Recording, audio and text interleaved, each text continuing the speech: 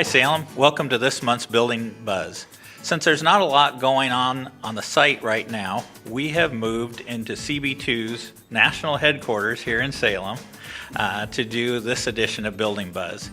So over the last month, the project team has gone and visited a number of the neighborhood associations around town just to give updates about the building and the project as it is going on. So some of the things we heard at the neighborhood associations were how excited they were about this project. Really, this is the biggest building project the city has done since City Hall was built in 1972. But one of the things that people were really excited about was the ability to have a front door, to have the community room, for us to be able to host a lot of public events and to invite the community into this new building. But one of the concerns that we had and that we heard was, how do you make this building really accessible to the public but also provide the security that is needed for a police station? There's a clear balance between providing that open space and friendly, inviting entrance into the building and making it clear and easy for the public to know where to go. The flip side to that is providing the security aspects and allowing people to feel comfortable and safe in the plaza area and entering into the building.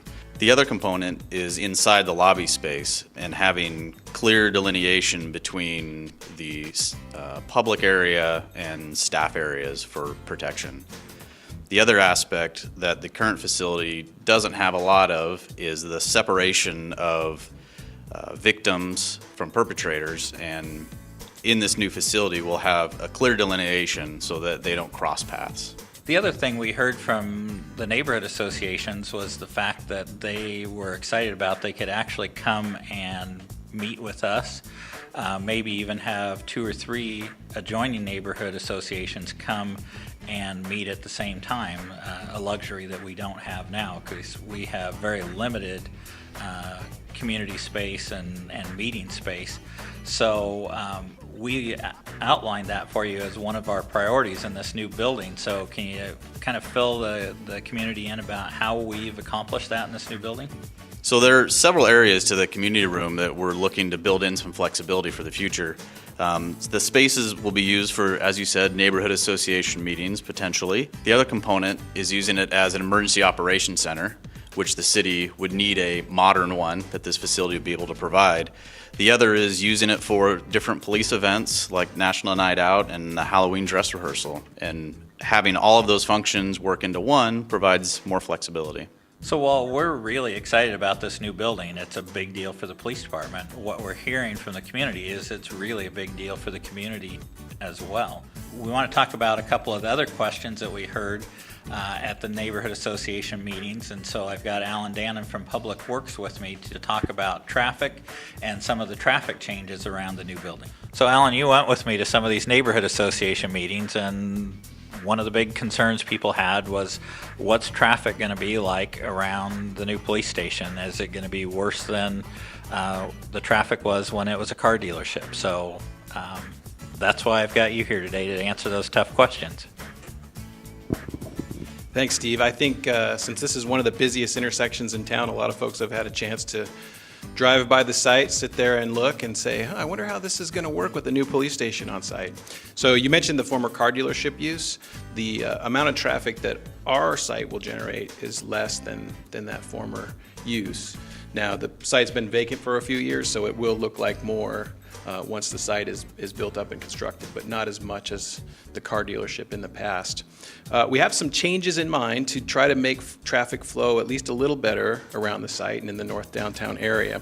So most folks right now are aware that there's kind of 2 major traffic movements that go right in front of our site. So there's southbound traffic coming down Liberty Street, taking a right turn on Division, and then continuing left on Commercial down towards the bridges, especially during afternoon peak period.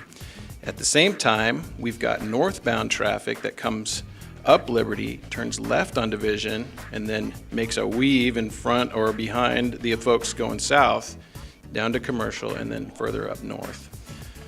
Our plan is to remove that weave action to try to make traffic flow better. So the northbound movement will stay the same, but Liberty Street will be converted to two ways all the way down to Marion Street, so 2 blocks south of our site, and allow that bridge-bound traffic to continue on past and access the bridge by Marion Street.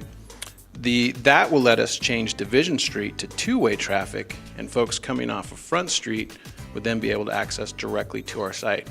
We won't solve downtown congestion with the project, but hopefully we're providing folks with more alternatives to get around and convenient ways to get to our site.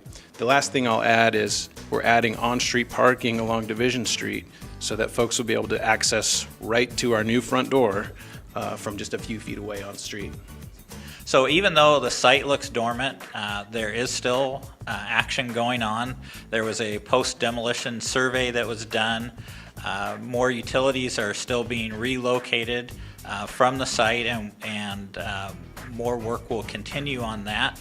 We look forward to reconnecting with you this summer later on with another outreach to the community. But in the meantime, thanks for watching. Please like and share and help us build some buzz around the community and around this new police station. Thank you.